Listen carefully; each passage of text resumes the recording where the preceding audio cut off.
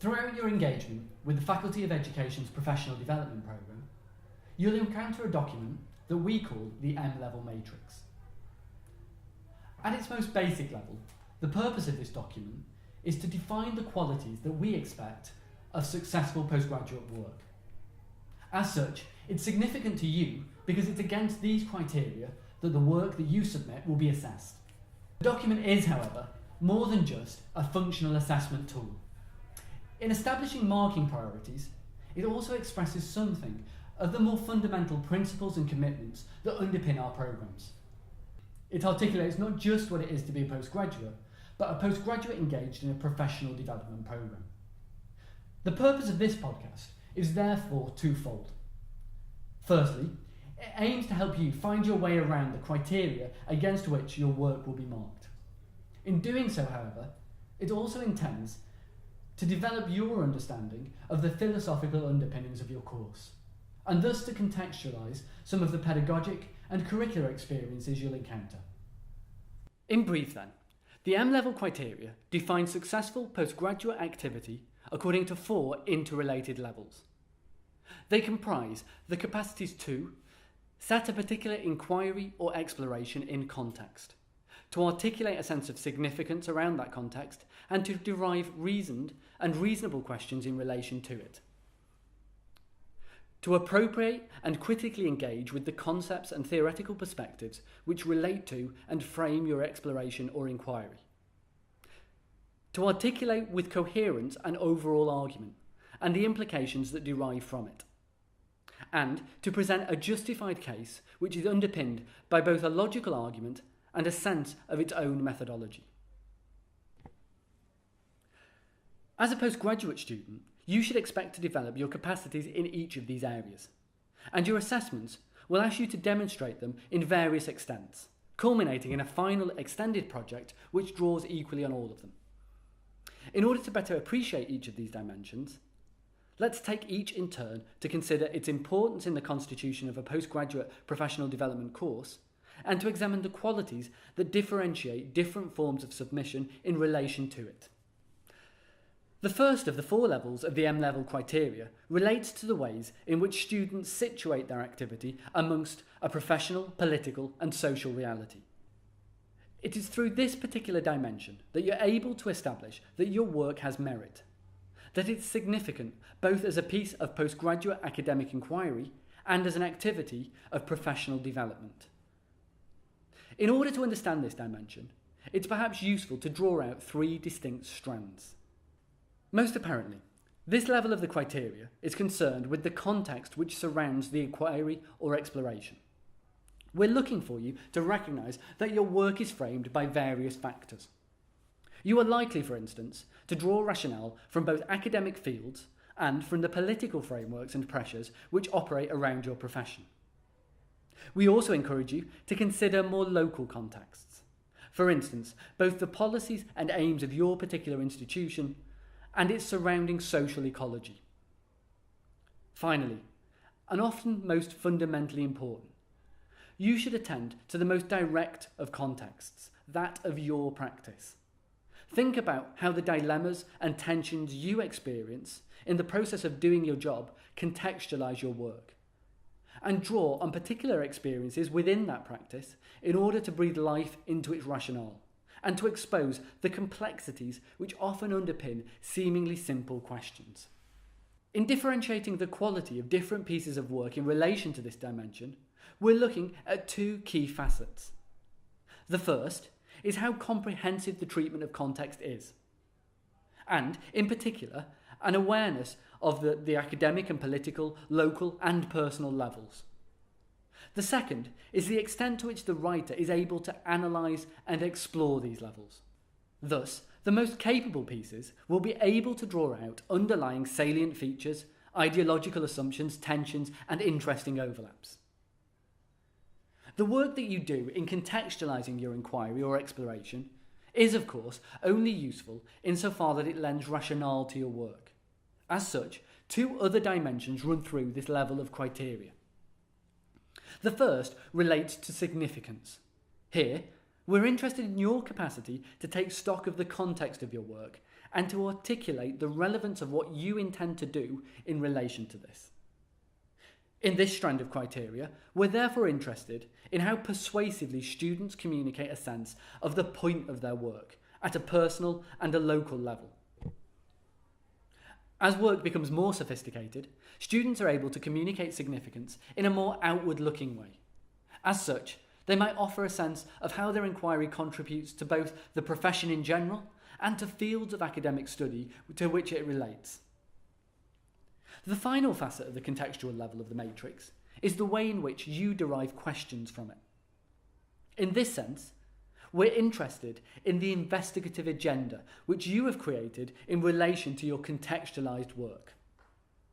At its most basic level, in this strand, we're interested in the clarity of the questions that you ask and their appropriateness in relation to the scope and extent of the piece of work you're producing. Better pieces convince the reader of the relationships between questions asked and the broader work done in contextualising the work.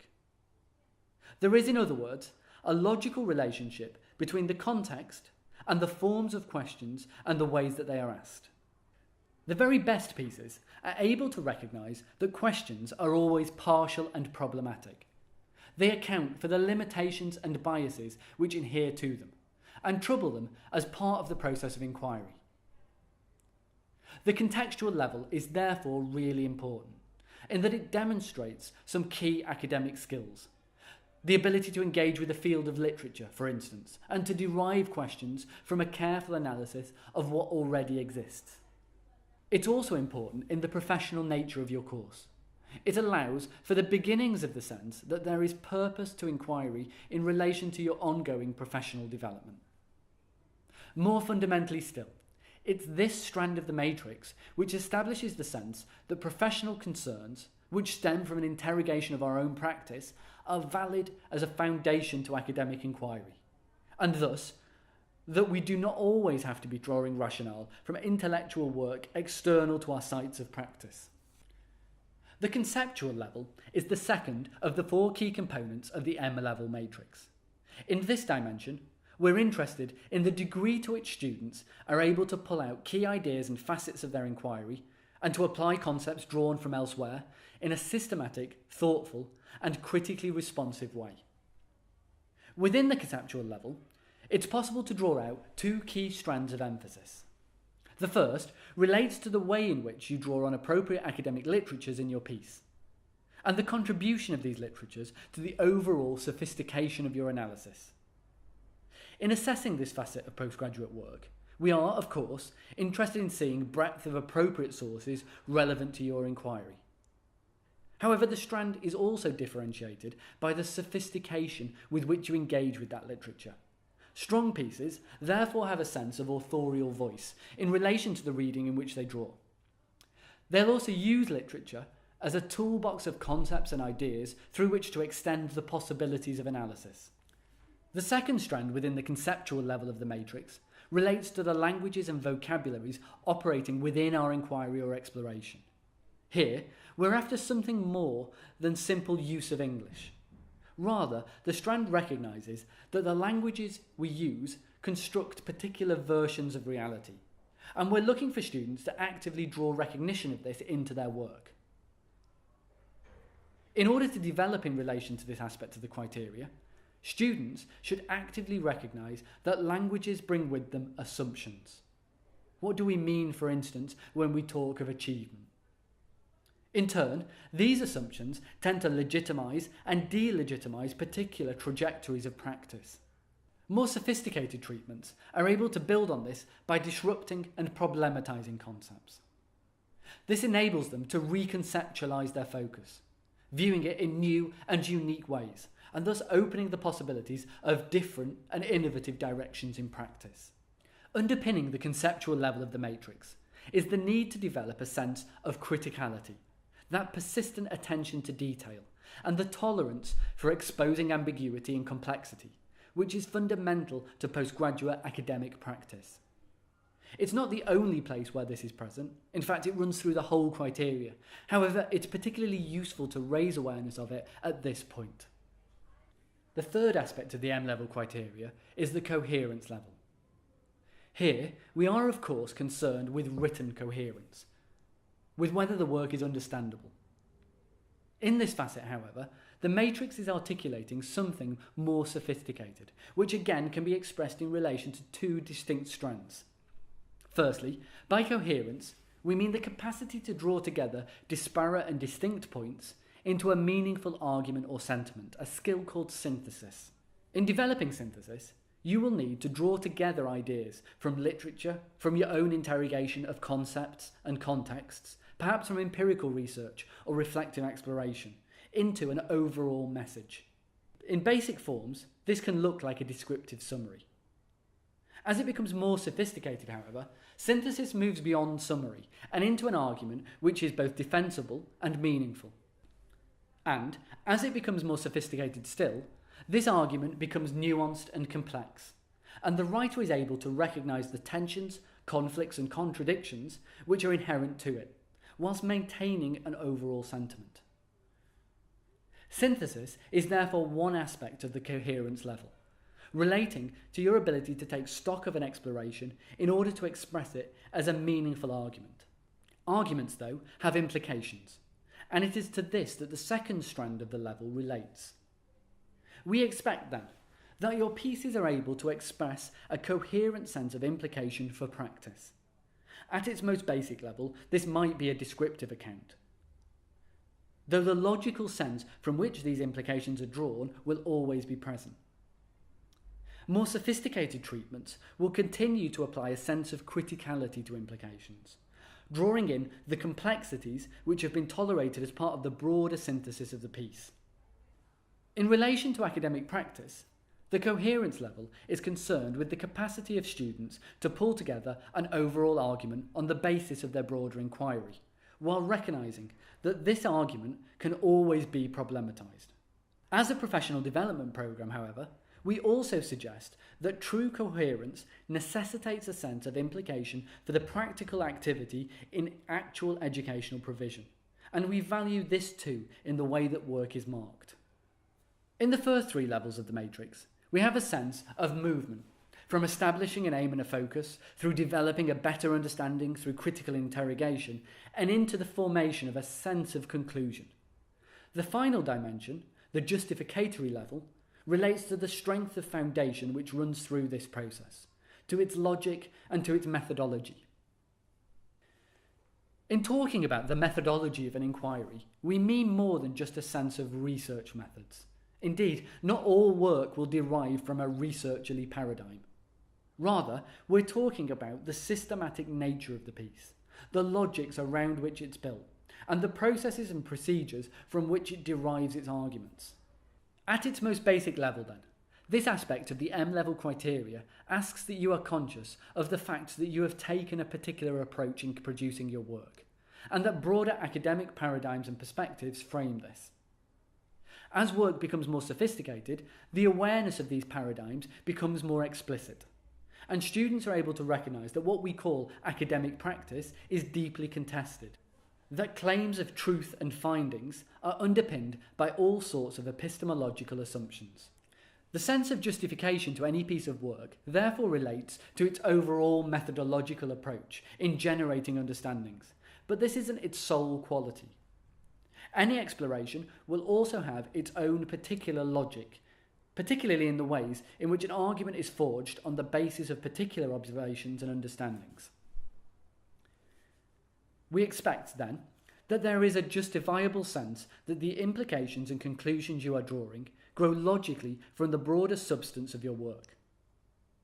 As this develops in sophistication, these assertions should be more actively proposed and argued for.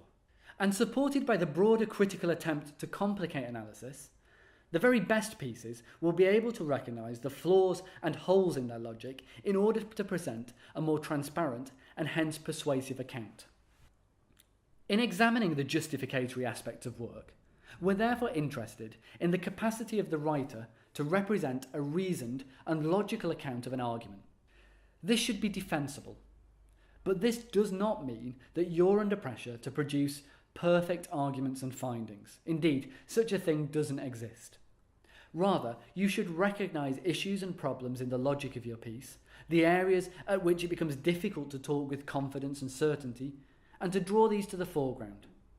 This will make your work more accountable and more honest, and thus support the justificatory intent.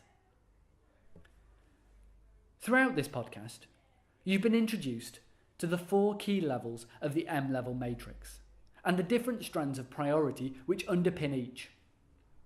In doing so, you should have formed a more coherent sense of the ways in which this document attempts to represent both the nature of academic practice and how that practice interfaces with the context of a professional development programme.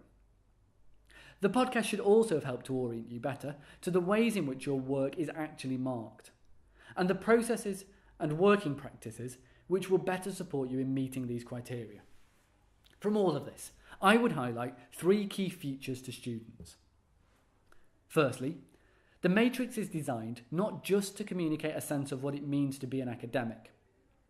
It also sets out to validate the kinds of things that educational practitioners do as valuable intellectual activity. It creates space, for instance, for contextual experience to be an active contributor to an overall argument, and for the kinds of judgments and sense-making processes with which teachers and other educationalists engage with on a day-to-day basis. You should then feel an invite to contribute professional voice and experience to your work. Criticality and the tolerance of ambiguity and complication are built into this matrix. Inherent to this is a permission that you are never expected to have reached tidy solutions and neat conclusions.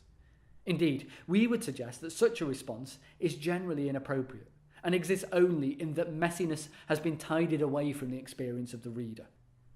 As such, tentative conclusions are appropriate, as is the need to be honest and exploratory of tensions and limitations around them. This said, we believe strongly that there's little point to any inquiry if it does not make a difference at the level of provision. It should impact on concrete realities and affect improvements in the experience of learners. As such, your writing should recognise implication, whilst your broader activity as both an academic and a practitioner should compel you to do things on the basis of your thinking beyond the writing of assessed work.